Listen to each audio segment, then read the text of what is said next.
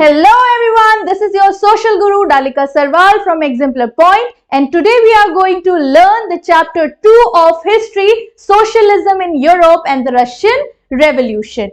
In the previous chapter, we linked this chapter with the French Revolution and we learned about the ideals of the French Revolution, liberty, equality and fraternity. And we also learned about the different ideologies of Europe that were liberals, radicals and conservatives. Now let's move further. क्या आप लोगों को पता है उस time पे Europe में क्या हो रहा था और यूरोप जो था वो कौन कौन से चेंजेस से गुजर रहा था? So Europe was undergoing significant changes, बहुत सारे चेंजेस हो रहे थे यूरोप की सोसाइटी में उस टाइम पे. न्यू रेलवे ट्रैक्स बिछाए जा रहे थे, न्यू इंडस्ट्रीज लगाई जा रही थी, न्यू सिटीज को डेवलप किया जा रहा था, and that phase was known as industrial revolution. और क्योंकि यूरोप में देयर वर डिफरेंट आइडियोलॉजीज और उसका क्या इंपैक्ट पड़ता है इन लोगों पर, अब हम वो देखेंगे. So let's discuss what was the impact of industrialisation at that time. तो अब हम इसको क्विकली याद करेंगे. देखो, सारे इवेंट्स को तुमको कनेक्ट करना है, ठीक है? तो तुम्हें अब ये पता है बात कि इंडस्ट्रियल रेवोल्यूशन वहां पे हो रहा था and new industries were being established in Europe. ठीक है, यूरोप में नई नई इंडस्ट्रीज को लगाया जा रहा था और इन इंडस्ट्रीज को जब लगाया जा रहा था जो हमारे फैक्ट्री वर्कर्स थे वो वहां पर काम करने के लिए आते थे. So sometimes they were forced to work there because बहुत ज्यादा पॉपुलेशन बढ़ती जा रही थी और इस वजह से जो रूरल एरियाज से जो लोग उठकर आ रहे थे वो अर्बन एरियाज की तरफ मूव कर रहे थे इन सर्च ऑफ वर्क, और लोग जो थे वो they were forced to work in the factories with very low wages. और दूसरी प्रॉब्लम क्या थी? Industries were growing, they were rapidly growing, but the demand of those goods were not that increasing, were not that much increasing. अब problem ये थी, industrialisation तो अच्छा हो रहा था, रैपिड ग्रोथ थी, बट जो गुड्स थे वो अच्छे लेवल पर डिमांड उसकी नहीं हो पा रही थी. और जब ये सारी चीजें हुई तो हम क्या देखते हैं? देखो बेचारे वर्कर्स की हालत कैसी है. So they were grappling under the poor working conditions. उनकी हालत जो थी वो बहुत खराब थी and there were many issues of housing and sanitation. तो इतनी बुरी हालत हो गई थी हमारे वर्कर्स की, फैक्ट्री वर्कर्स की, जिन लोगों की वजह से जो फैक्ट्री ओनर्स थे, जो इंडस्ट्रियलिस्ट थे, they were getting rich, और जो ये बेचारे काम करने वाले थे they were not getting the housing, proper housing और सैनिटेशन फैसिलिटीज. ठीक है, तो इस बात को अब दोबारा से अगर आपको रिवाइज करना है तो आप इन बुलेट पॉइंट्स के थ्रू रिवाइज कर सकते हो. बस ये आंसर इसके साथ हमारा हो जाता है खत्म. ठीक है, तो वही चीज जो मैंने आपको पिक्चर्स के थ्रू दिखाई, समझाई, पूरा मैंने इवेंट आपको कवर कराया, उसी को आपको फटाफट से इसको पॉज करके एक बार रिवाइज कर लेना है. तो फटाफट इसको रिवाइज कर लेना. All workers, all forced to work in factories, long working hours, low wages, and then rapid industrialization but low demand of goods and poor working conditions, and that's it guys. Okay, तो इसके बाद हम आगे बढ़ते हैं और यहाँ पे मैंने आप लोगों के लिए पूरा ये आंसर लिख भी दिया है. ठीक है, सो कोई दिक्कत नहीं है, वो बुलेट पॉइंट्स थे, वो आपको लंबे समय तक याद रहे इसीलिए हमने बुलेट्स बनाए हैं. और इसके बाद ये हो गया आपका पूरा का पूरा कंटेंट डेफिनेशंस के साथ, क्योंकि आपका टीचर जो है सिर्फ उन कीवर्ड्स को लिखने पर तो आपको 5 मार्क्स नहीं देगा. ठीक है, because there is a word limit, तो उस वर्ड लिमिट को भी हमको फॉलो करना है and you have to portray answer like this is all done. ठीक है, ये इस पे मैंने पूरी मेहनत कर ली है, तो तुम लोग सिर्फ इसको एक बार रीडिंग दे देना, फिर तुम्हारा आंसर जो है वो कवर अप हो जाएगा. ठीक है, that's it about the industrialisation. अब हम आगे मूव करते हैं बेटा, और हम क्या देखते हैं कि पॉपुलेशन बढ़ने की वजह से, because there was increase in population, so that is why वहां पे अनएम्प्लॉयमेंट की प्रॉब्लम जो थी वो बढ़ती जा रही थी. Consequently unemployment became a growing problem in the European society. European society में जो अनएम्प्लॉयमेंट की प्रॉब्लम थी वो बढ़ती जा रही थी. तो अब हमारे लिबरल्स और रेडिकल्स जो थे ना वो एकदम एक्टिव हो गए और उन्होंने कहा कि क्यों ना वर्कर्स की हेल्प की जाए, क्योंकि ऐसे तो काम नहीं चलेगा. ठीक है, so liberals and radicals thought something that to be done. तो कुछ तो हमें करना पड़ेगा, ये लिबरल्स और रेडिकल्स ने सोचा, क्योंकि आपने देखा कि वर्कर्स की हालत कितनी खराब थी, तो इस वजह से उनकी हालत को बेटर करने के लिए ये बात दिखाई गई, सोची गई लिबरल्स और रेडिकल्स के द्वारा कि अब इनकी कंडीशंस को किस तरीके से ठीक करा जाए. ठीक है, इसके बाद देखो क्या हुआ, liberals plus radicals is equals to workers. देख रहे हो क्या हो रहा है यहाँ पे, वर्कर्स इज इक्वल टू हो गए लिबरल्स और रेडिकल्स को मिलाकर, यानी कि लिबरल्स और रेडिकल्स जो थे वो पूरी तरीके से किसके सपोर्ट में आ गए हैं, वर्कर्स के सपोर्ट में आ गए। तो liberals and radicals felt that now there is a need for a revolution. ठीक है, तो यहीं से हमारा वो पार्ट शुरू हो जाता है जो हम पढ़ने वाले थे, रशियन रेवोल्यूशन की तरफ। अब हमें ये चैप्टर लेके जा रहा है, लेकिन अभी कंप्लीटली लेके नहीं गया। अभी पहले फेज में हमने इंडस्ट्रियलाइजेशन का मतलब समझा, ये समझा कि किस तरीके से यूरोपियन सोसाइटीज में चेंजेस आए। उसके बाद हम जब आगे मूव करते तो हम देखते अरे बाप रे, यहाँ पे वर्कर्स की हालत तो बहुत ही खराब है। तो फिर लिबरल्स और रेडिकल्स उनके सपोर्ट में आ जाते हैं, और उस सपोर्ट में आने के बाद लिबरल्स और रेडिकल्स को लगता है कि अब बारी है रिवोल्ट करने की। ठीक है, सो नाउ अब हम किसके बारे में पढ़ेंगे, रेवोल्यूशन के बारे में। धीरे धीरे देखते ही देखते ये जो रेवोल्यूशन था, जो वर्कर्स का रेवोल्यूशन था, ये डिफरेंट प्लेसेस पे जाने लगा। In different places like France, Italy, Germany, Russia, revolutionist activity begin. ठीक है, ये सारी की सारी रेवोल्यूशनरी एक्टिविटीज जो थी वो स्टार्ट हो चुकी थी। ठीक है, और ये किसके फेवर में थी, ये किसके फेवर में थी, ये थी लिबरल्स और रेडिकल्स के फेवर में। लिबरल्स और रेडिकल्स ही इन चेंजेस को चाहते थे, दैट इज वाई उन्होंने रिवोल्ट स्टार्ट किया, और ये रिवोल्ट फैलते फैलते इटली, जर्मनी, रशिया, फ्रांस हर जगह फैलने लगा। ठीक है, अब नाम आ गया ना कौन सी कंट्री का, रशिया का, जिसकी तरफ हम मूव करने वाले हैं, जो हमारे चैप्टर का दूसरा टॉपिक है। चलो इसके बाद देखो, और ये किसके फेवर में थे, ये फेवर में थे मोनार्की को रिमूव करने के। ये चाहते थे कि मोनार्की को पूरी तरीके से कंट्री से रिमूव कर दिया जाए।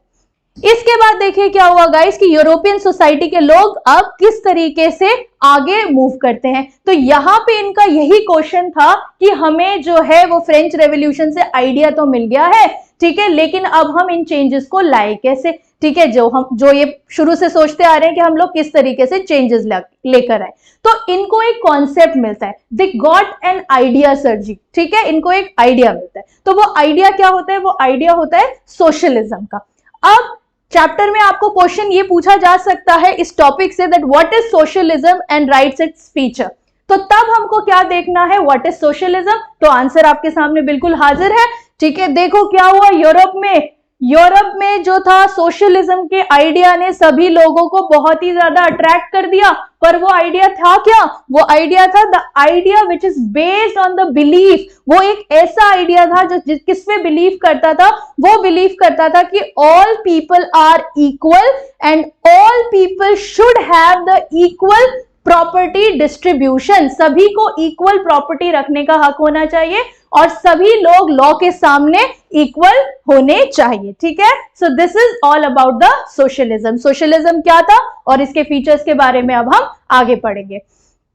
और जो भी लोग इस आइडियोलॉजी को फॉलो करते थे, जो भी लोग ये बात कहते थे कि हाँ हम सोशलिज्म की तरफ है, हमें लगता है कि हमें जो है वो इक्वल राइट्स मिलने चाहिए कंट्री में, and we should have the equal property distribution, वो सब क्या बन गए बेटा, वो सब बन गए आपके सोशलिस्ट। वो सब क्या बन गए, आपके सोशलिस्ट बन गए। और सोशलिस्ट जो थे वो कौन सी थ्योरी को फॉलो करते थे, वो फॉलो करते थे सोशलिज्म की थ्योरी को। So what who followed the path of socialism, they were known as socialist. अब इन्होंने क्या कहा, socialist were absolutely against the private property. ये प्राइवेट प्रॉपर्टी के बिल्कुल खिलाफ थे। इनको लगता था किसी एक हाथ में जो है सारी प्रॉपर्टी का accumulation is not done. And the second thing is they believe that the root cause, the root problem, वो सब किसकी वजह से हो रही है, वो सब हो रही है प्राइवेट प्रॉपर्टी होल्डर्स की वजह से, यानी कि फैक्ट्री ओनर्स की वजह से, जो पूरा पैसा अपनी जेब में डाल लेते हैं और जो हार्ड वर्किंग लेबर है they are not getting, they were not getting paid properly. ठीक है, तो ये हो गया हमारा सोशलिज्म का कॉन्सेप्ट। और ये हो गया कि सोशलिज्म जो लोग फॉलो करते थे उनको क्या बोलते थे, उनको बोलते थे सोशलिस्ट। और वो किसके खिलाफ थे, ये उनके फीचर्स हो गए। तो जब भी आप एनसीईआरटी खोलेंगे, जब भी आप एनसीईआरटी पढ़ेंगे, तो आपको प्रॉपर्ली समझ में आ जाएगा कि आपको किस तरीके से आंसर को लिखना है। ठीक है, आप यहीं से लिख सकते हैं इस आंसर को। इसके बाद देखिए आगे क्या होता है। ये जो कॉन्सेप्ट था सोशलिज्म का, ये पूरे के पूरे यूरोप में फैलता जा रहा है गाइस, फैलता जा रहा है। ध्यान से सुनिए, कहां फैलता जा रहा है? पूरे के पूरे यूरोप में जो ये आइडिया है सोशलिज्म का, it is spreading, it was spreading like anything, ठीक है। उसके बाद क्या हुआ? लेकिन अब फिर वही प्रॉब्लम आ गई कि अब सोशलिस्ट सोसाइटी कैसे बनाए। अब ये पता है हम लोगों को कि सोशलिज्म का आइडिया है हमारे पास, but how to make the socialist society, that is the biggest problem, that was the biggest thinking, that was the biggest concern कि अब हम किस तरीके से सोशलिस्ट सोसाइटी बनाए। आइडिया मिल गया, पता नहीं है सोसाइटी कैसे बनानी है। तो in order, in that order, कुछ हमारे पास सोशल थिंकर्स थे, कुछ सोशल पर्सन्स थे जिन्होंने बहुत सारे हमको आइडियाज दिए, ठीक है, क्योंकि यूरोप के लोगों को तो समझ ही नहीं आ रहा था कि किस तरीके से इस सोशलिस्ट सोसाइटी को रन करना है, किस तरीके से सोशलिस्ट गवर्नमेंट को रन करना है। सोशलिस्ट सोसाइटी मींस, ध्यान से समझो क्या है सोशलिस्ट सोसाइटी का मीन, जिसमें सारे लोग सोशलिज्म को सपोर्ट करते हैं। और सोशलिज्म क्या है? All people are equal, and second thing, the property distribution should be equal, ठीक है। तो वो लोग इस बात को मानते थे, लेकिन अब उस तरीके की सोसाइटी कैसे फॉर्म की जाए? तो अब उसके लिए हमारे पास कुछ आइडियल्स हैं, ठीक है, हमारे कुछ फिलोसफर्स हैं, तो उन्होंने हमको कुछ आइडियाज दिए हैं। उनमें हमारे पास आते हैं हमारे लुई ब्लैंक, ठीक है, Robert Owen, Louis Blanc, Karl Marx and then Friedrich Engels, ठीक है। तो हमारे पास ये कुछ सोशल थिंकर्स हैं, कुछ फिलोसफर्स हैं जिन्होंने अपने आइडियाज को दिया कि हम किस तरीके से उन सोशलिस्ट सोसाइटीज को रन कर सकते हैं। तो पहला नाम क्या हो गया? रॉबर्ट ओवन, ओवन में है रॉबर्ट, ठीक है, लुई हो गए हैं ब्लैंक, ठीक है, कार्ल हो गए हैं मार्क्स, कार्ल के मार्क्स नहीं आ रहे, कार्ल मार्क्स, ठीक है, और फ्रेडरिच एंगल्स, ठीक है। तो ये हमारे 4 सोशल थिंकर्स है, 4 फॉलोअर्स है, ठीक है, जिनको हमें फॉलो करते हुए इनके आइडिया पे अब चलते जाना है, हमें चलते जाना है। इट मीन्स कि जो यूरोप के लोग हैं, ठीक है, अब इस थिंकिंग पे आगे बढ़ने वाले हैं। तो क्या क्या इन्होंने बोला देखो। अब आपके क्वेश्चन में एग्जामिनर आपको क्वेश्चन किस तरीके से दे सकता है, यहाँ पे मैंने वो भी आपके लिए डाल दिया है, सो दैट आपको ये भी आइडिया लगता रहे चैप्टर को पढ़ते पढ़ते कि मैम क्वेश्चन कैसे आएंगे और हमको आंसर कैसे लिखना है। कभी कभी ऐसा होता है हमें आंसर सारा आता है, हमें पूरा चैप्टर समझ में आता है, we know all the chapter, we know each and every point from the chapter, but when question comes तो हमको समझ नहीं आता that how to make answers. So that is why the idea of the question कैसे आ सकता है, describe the ideas of the Karl Marx and Friedrich Engels about the socialism or about the cooperative society, and what was the victim of Robert Owen and Louis Blanc related to cooperatives? Explain. तो इस तरीके से हमें question आ सकते हैं. So guys, in that order, first philosopher is, we are talking about Robert Owen, and he was an English manufacturer. वो क्या काम करते थे? वो एक मैन्युफैक्चरर थे.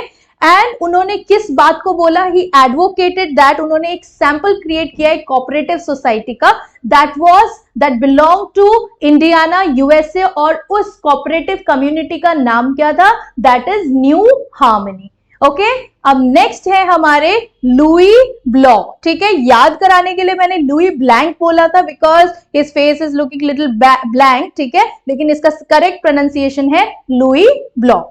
ठीक है, अब ये क्या सोचते थे देखते हैं. Louis block wanted the cooperative society. वो एक कोऑपरेटिव सोसाइटी चाहते थे जिसमें सारे लोगों का राइट हो, इक्वल प्रॉपर्टी डिस्ट्रीब्यूशन हो, सबको इक्वल राइट्स मिले, और वो कैपिटलिस्ट सोसाइटी नहीं चाहते थे. कैपिटलिस्ट सोसाइटी क्या होती है? जिसमें कुछ लोगों के पास सारा का सारा पैसा जो होता है वो एक्यूमुलेट होता है, जैसे कि फैक्ट्री ओनर्स के पास, या फिर अगर हम रूरल एरियाज की बात करें तो लैंडलॉर्ड्स के पास. ठीक है guys, so in that order we are learning about the third philosopher Karl Marx, और फोर्थ फिलोसफर जो हमारे हैं उनका नाम है फ्रेडरिक एंगल्स. ठीक है, और एनसीईआरटी में ये दोनों ही आपको ज्वाइंट करके दिए हुए हैं, so you have to learn in a joint manner. आप इसको ज्वाइंटली याद कर लीजिए. ठीक है, सो क्या क्या पॉइंट्स दिए इन लोगों ने देखो. ये भी कोऑपरेटिव सोसाइटी में ही बिलीव करते थे, और ये भी कैपिटलिस्ट सोसाइटी के बिल्कुल खिलाफ थे. ठीक है, और इन्होंने क्या कहा कि कैपिटलिस्ट सोसाइटी की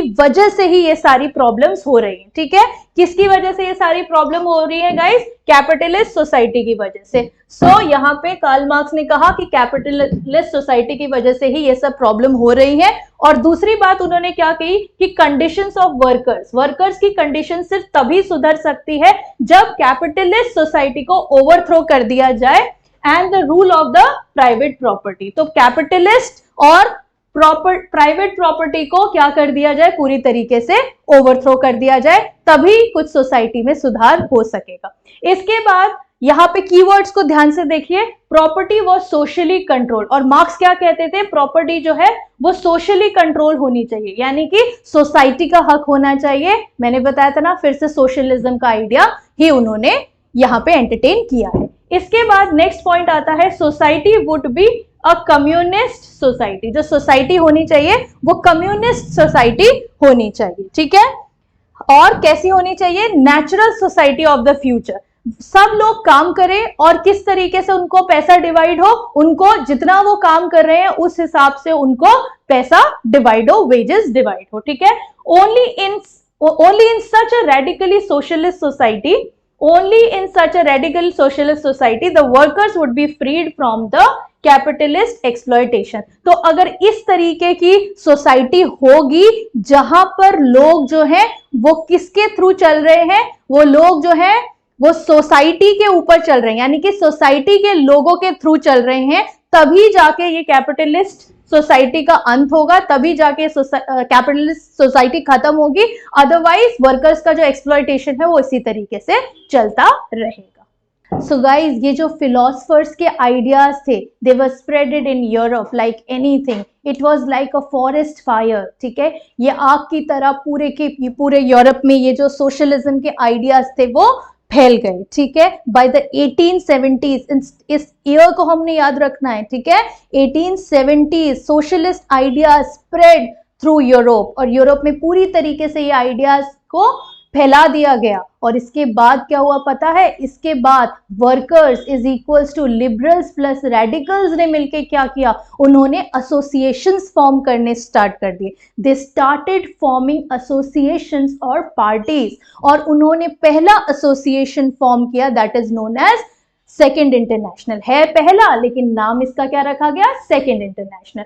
एंड देन व्हाट हैपेंड, ये जो आइडिया था, ठीक है, ये जो सोशलिज्म का आइडिया था, ये जो एसोसिएशन क्रिएट करने का आइडिया था, the idea to create association और the parties, it was also spreading in whole Europe. और धीरे धीरे बाकी के सारे एरियाज ने क्या करना स्टार्ट कर दिया, इन पार्टीज को और एसोसिएशंस को बनाना स्टार्ट कर दिया। तो सबसे पहले बात करते हैं हम जर्मनी की। पता है आपको ये कौन कौन से फ्लैग्स हैं, ये फ्लैग है जर्मनी का। जर्मनी में कौन सी पार्टी बनी, सोशल डेमोक्रेटिक पार्टी। ये कौन सा फ्लैग है, ये फ्लैग है ब्रिटेन का। यहाँ पे कौन सी पार्टी बनी, कौन सा एसोसिएशन बना, लेबर पार्टी। और ये किसका फ्लैग है गाइस, ये है फ्रांस का फ्लैग। और यहाँ पे कौन सी पार्टी बनी, सोशलिस्ट पार्टी। तो देख रहे हैं आप लोग, सोशलिज्म के आइडियाज ने तहलका मचा दिया, ठीक है, चेरी ऑन द टॉप का काम कर दिया। और डिफरेंट एरियाज में क्या बनने लग गए आपके एसोसिएशंस, जो किसको फॉलो करते थे, अब ध्यान से सुनो बात, किसको फॉलो करते थे, सोशलिज्म के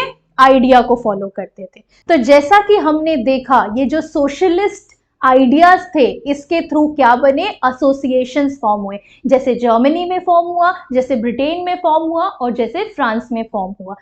उसी आइडिया के साथ गवर्नमेंट भी बनने लगी। कौन सी गवर्नमेंट, सोसाइटल गवर्नमेंट, ठीक है, जो कि किसके ऊपर डिपेंड करती थी, द आइडिया ऑफ सोशलिज्म के ऊपर डिपेंड करती थी। तो पूरे यूरोप में जो है कौन सी पार्टीज बनने लगी, कौन सी गवर्नमेंट बनने लगी, सोशलिस्ट गवर्नमेंट बनने लगी। लेकिन क्या एक्चुअली में सोशलिस्ट गवर्नमेंट बन पाई, ठीक है, तो वही हम अब आगे देखने वाले।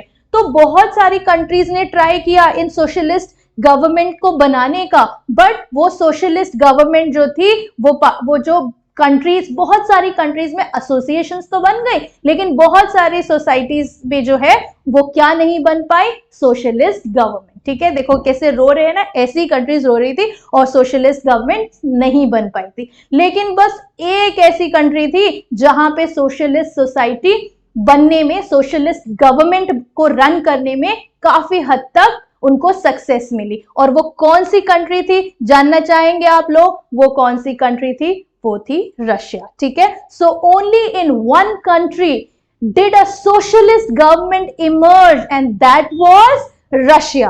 Okay guys, so let me take you to the Russia this time. अब हम पहुंच चुके हैं चैप्टर के उस फेज में जहां पे अब हम पढ़ेंगे रशिया के बारे में। तो यहां पे रशिया में सोशलिस्ट गवर्नमेंट बनी, ठीक है, बिल्कुल बनी, लेकिन अब वहां पे कैसे बनी, क्यों बनी, कब बनी, ये हमारे हिस्ट्री में क्वेश्चंस को हम देखने वाले हैं। बन तो गई, ये तो मैंने आपको बता दिया, लेकिन क्या वहां की सोशल कंडीशंस थी, क्या इकोनॉमिक कंडीशंस थी, कैसी पॉलिटिकल कंडीशंस थी, और अगर वहां पे सोशलिस्ट गवर्नमेंट बन गई थी तो रिवॉल्यूशन की जरूरत क्या पड़ी। तो फिर इस चैप्टर के नाम को क्यों ऐसा रखा गया, रशियन रेवोल्यूशन। तो रशिया के बारे में जानना अब हमारे लिए बहुत ही इंपॉर्टेंट हो जाएगा, ठीक है।